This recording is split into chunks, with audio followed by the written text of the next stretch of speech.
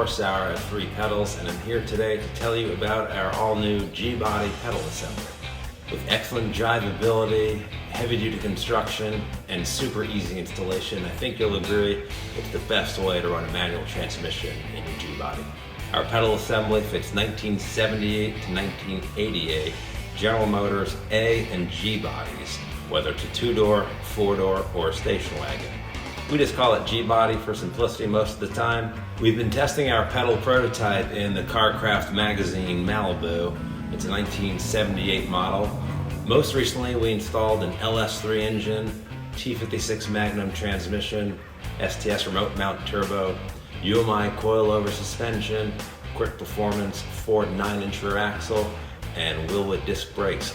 The 3 areas of our pedal assembly that I'm going to show you today are drivability, construction, and installation. Starting with drivability, we spent a lot of time getting the spacing and layout of the pedals just right. When you hop in, the clutch pedal is exactly where your left foot expects it to be. Clutch pedal effort is pretty light, much like a new car. It doesn't feel heavy like an older muscle car.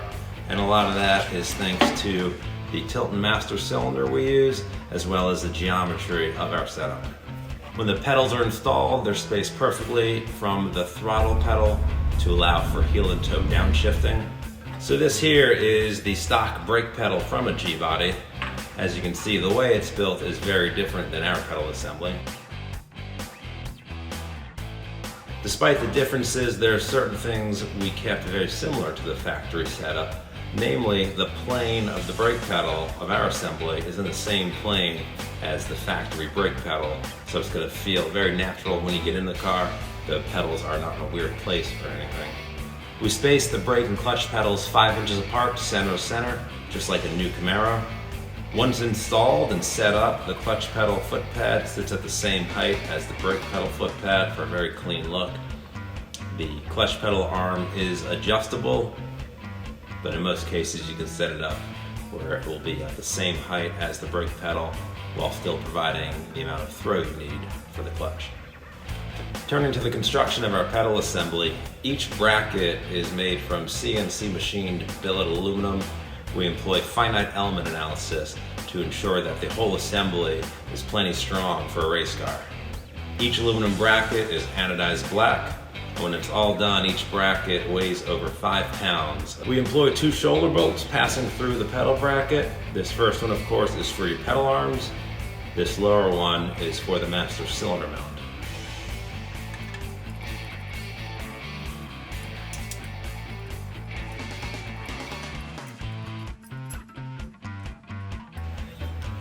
Where the shoulder bolts pass through the aluminum bracket, we use oil-light sleeves.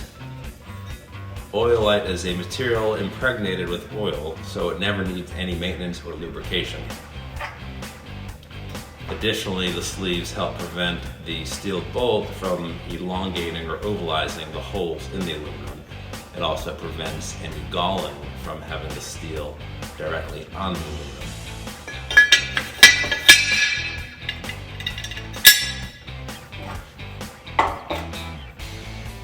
On each shoulder bolt, we use a Nord-Lock lock washer.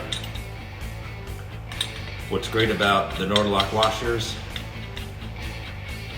is that with very low tightening torque, it'll lock the nut on. If you over-tighten the bolt, you can squeeze these parts together, which will bind the pedal movement.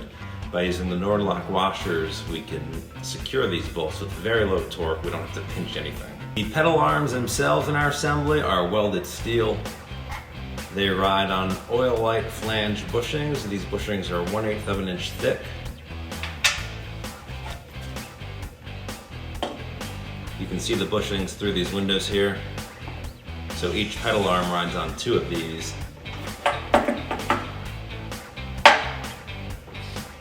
And next to each flange bushing, we use a Delrin spacer. Delrin is a permanently lubricated plastic.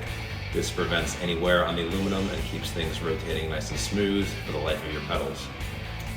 Factory pedals from GM use a very thin plastic flange bushing, and if you look here, you can see it. These bushings are 1/32 of an inch thick. Our bushings are 4 times as thick. I have seen many of these bushings crack in normal use. Once they crack, you don't get the proper pushrod travel, which can lead to premature wear of your components.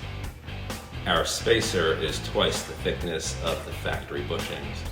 So we definitely build things heavy duty, built to last. Installing our pedals is very straightforward. Our pedals use the same 5 mounting points that your stock pedal uses. Here on the stock brake pedal, we see 4 holes. These slide over the 4 studs on your brake booster. Our pedal assembly uses the exact same points. And on the stock pedal, we have a 5th point here. It's a bolt that goes up through the pedal into the lower dash. And you can see that our pedals use that same 5th mounting point.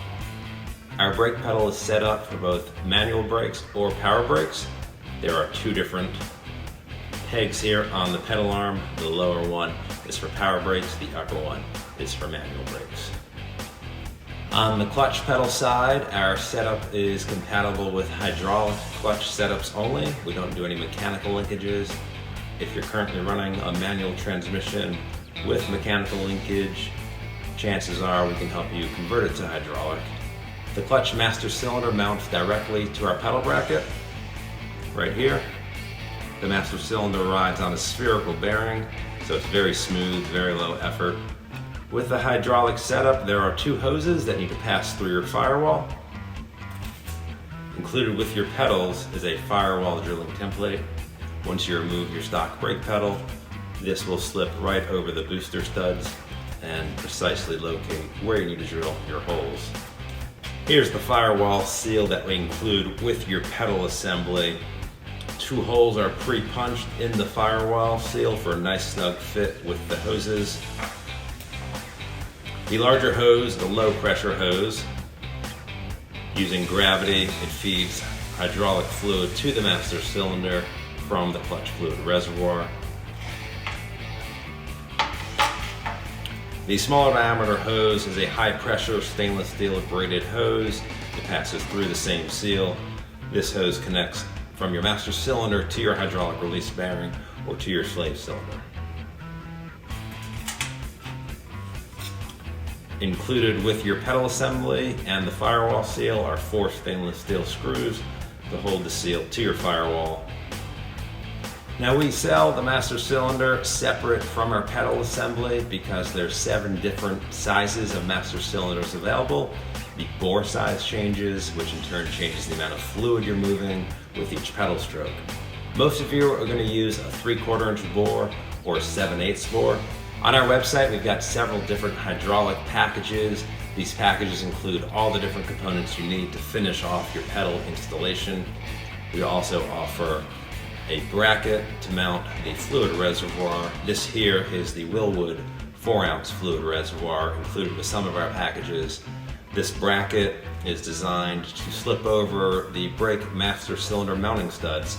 You simply take off the 2 nuts, slide our bracket over those studs, put the 2 nuts back on, and you're ready to go. There's no cutting, no drilling, and this holds the reservoir nice and level with your brake master cylinder reservoir.